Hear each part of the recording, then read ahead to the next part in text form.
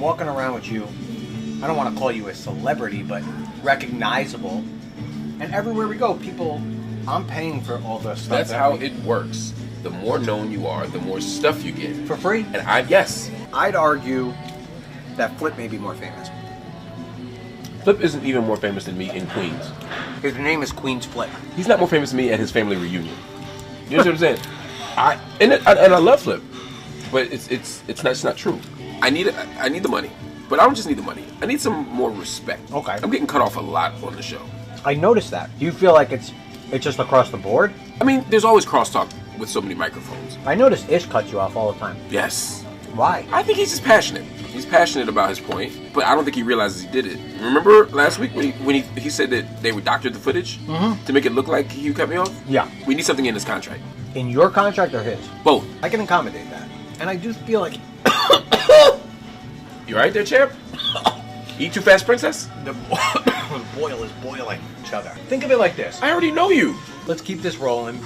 Let's see how things unfold. Or unravel. All possible. And we'll take it from there. I don't know what you're in such a rush for. And also, we need to settle that little issue with Mel. I think we're okay, but I need something in paper that says she won't confront me on camera anymore. I'm not going to agree to that. Uh-oh, what's good, people? It's your boy, The Kitchen. Now, I just finished watching the Ian and Mark show, a new episode I just dropped today on Patreon. And I can't lie, ever since Mark joined, it has just been very, very entertaining. This might be almost as good as the original podcast, and I'm also very excited as well because towards the end of the Ian and Mark pod, they showed the clips. Yes, the rap group, the Clips, showed up at the studio, and I'm a big fan of the Clips myself, so I'm very excited for this episode to drop. Now, let me stop talking about the Clips because this isn't the point of the video. While there were a lot of interesting things that I saw in this episode, there was one scene that caught my attention, and this was Mark and Ian, obviously, sitting down for lunch at the Red Lobster, and they would have conversations, many conversations, but one of the conversations they would have, or not they, that Mark would have with Ian,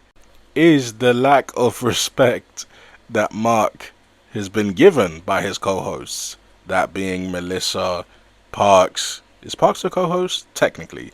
Yes, Melyssa, Parks, Ish, you know the guys. But I understand that this is a comedy. Is it a comedy show? It's an improv. It's like a comedy skit show. So there's going to be a lot of jokes in this. But you know what they say. Every joke comes with a little bit of truth. So does Mark really feel like he's not being respected at that show? Because he also goes on to say that Queen's Flip is not as famous as him at his own family reunion. I mean, he was disrespecting Flip. He was also going at Ish as well, saying that Ish always talks over him. He would also go on to Mel and say that Mel needs to stop confronting him on camera and that they need to put a clause in a contract about that, which is kind of insane. I mean, he was going crazy. He was acting like he calls the shots over there. But then again, I think to myself, if you look at this from Mark's point of view, if I enter an establishment or a network, to be specific, and the minute I get on that network, I hear praise 24/7 from fans saying, I love you, you're such a great addition to the pod. Now that you're on the pod, I watch a lot more frequently now that you're on the pod. I've actually subscribed back to the Patreon again, and not only that, I've made history from being podder of the month 4 times in a row. I would act like my shit don't stink as well, and I would enforce a lot of things. I would run a lot of things by Ian because I'm bringing life back to the show. Let's keep it 100. I mean, before Mark got here, it was kind of stale. Flip and Joe would do nothing but talk about contracts all day. Ish and Mel would do nothing but talk about gender roles and shit like that. But the minute Mark got there, he woke a lot of shit up. He started going at Ish. They were going back and forth.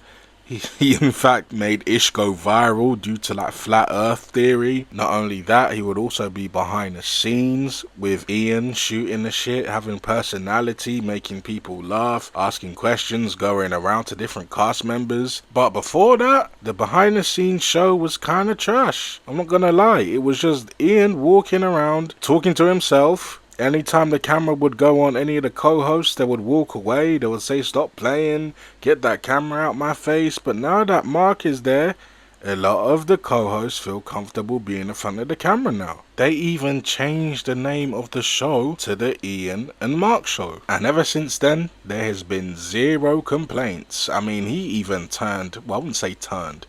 He even kept it real with Melyssa Ford and said that the industry feel a certain way about you. And if you haven't heard that, here's the clip. Let me ask you, so I won't ask anymore, but I'll just offer my own analysis of it, is I think that maybe you're jaded from your experiences. And so I think there's a guardedness that you have that people experience as something else. And I'll give you an example of this. So like when I tell people I know you, especially now that I work here, you know, a lot of women who I know in the business or who have engaged, be like, is she cool? Yeah, Mel's cool as shit. Really? Because when I met her, blah, blah, blah, blah. They don't say like you were nasty or you talk shit to them or nothing. Like, it's not that. That's what I'm saying. It's not, and it's not jealousy or hating because you may be up in a way that they're not and never will be. It's not that. But they do have their stories. Their stories. And I'm saying, I think it's... Stories like what?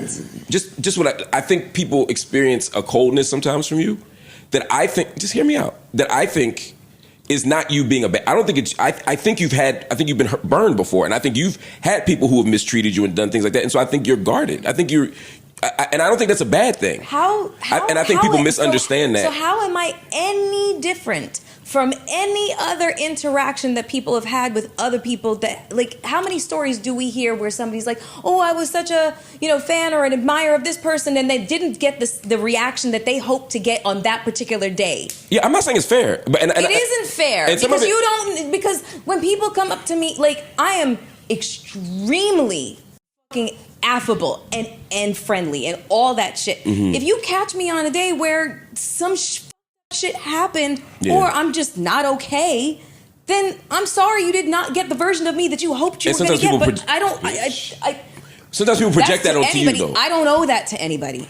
So I'm not going to hold you. If I'm Mark Lamont Hill and I receive all this praise on a daily basis that I've revived a show that I've recently just joined, I mean, it hasn't even been a year yet and these people haven't stopped the praise. It's crazy. But yeah, I would like a lot of things changed if I were Mark Lamont Hill. I would want Ish to stop talking over me. I would want Melyssa to stop confronting me, especially when she texted me the same question weeks prior. I would want mad shit changed on that show. I would want grapes every time I arrived in that studio. But how do you guys feel about this? Do you guys feel like I'm reaching? Or do you guys feel like this is just a joke? I'm thinking too much into it. Or do you actually feel like there is some truth to this? But like I said, let me know how you guys feel in the comments. And until next time, it's your boy The Kitchen.